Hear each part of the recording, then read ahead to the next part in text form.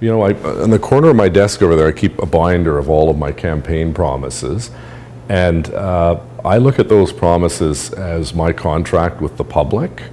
And I have to do my very best over the course of the next 4 years to go through each one of those campaign commitments and bring life to them in the form of a council decision or a policy change. And I take it very seriously, because I think one of the knocks against politicians in recent times is that a politician will say whatever he or she has to in order to get elected, and then the promises fall by the wayside.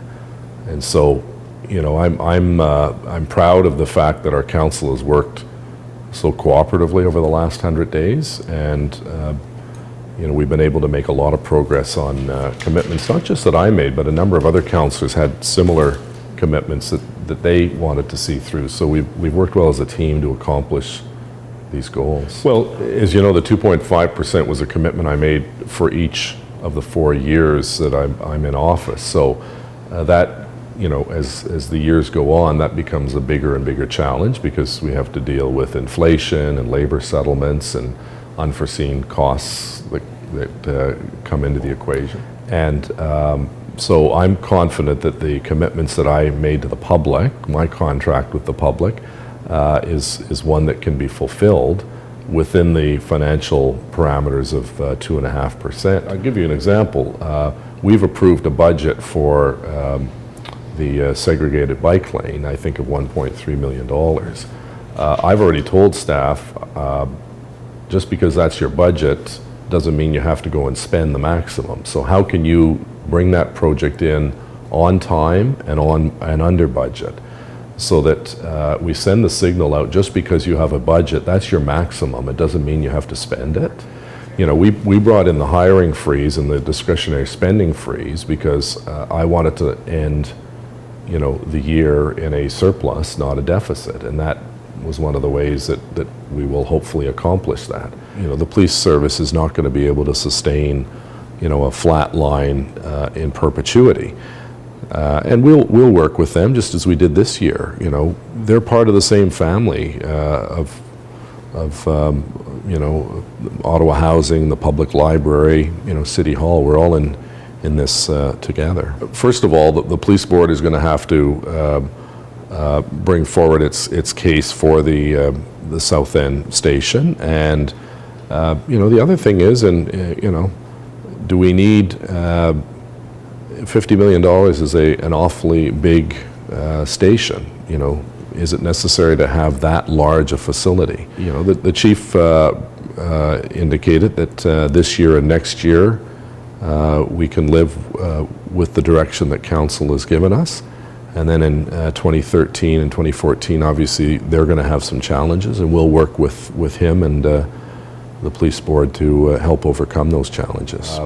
We've got so many capital projects that are needed in everywhere, whether it's that police station or recreation centers or our housing stock and the roads. I heard, from a number of people about the condition of rural roads.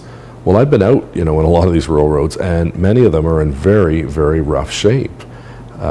Even though we've put a lot of money into rural roads, the fact of the matter is that, we are falling behind, and I recognize that, but we don't have the luxury of the federal and provincial infrastructure programs this year. A number of initiatives that were in the budget that we have to follow through on. For instance, we're going to start the consultation with the housing groups on the $14 million. That hasn't been spent yet or allocated yet? No, the commitment made was $5 million would go into rent supplements, $4 million in capital, and $5 million to be determined by the community and as part of the poverty reduction strategy.